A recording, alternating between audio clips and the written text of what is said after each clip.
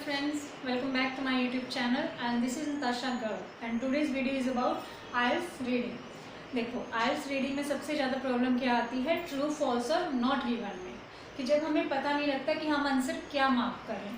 So here are some tips जो मैंने board पे लिखे हैं कि अगर आप इनको फॉलो करोगे तो 80% चांसेस है कि आपका आंसर सही मार्क होगा।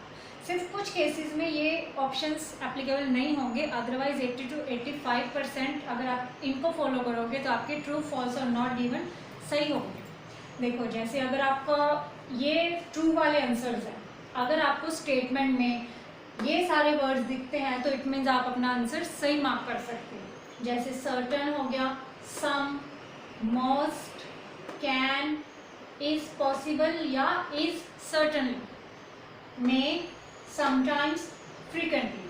अगर आपको ये वर्ड्स दिखें तो प्रोबेबली आपका आंसर ट्रू है। So next is false. False में अगर आपको ये सारे वर्ड्स दिखें तो चांसेस है कि आपका आंसर फॉल्स ही होगा। जैसे always, fully, completely, whole, all या इंटायरली, ओनली या must, is crucial, is significant, any या लिटिल या नेवर।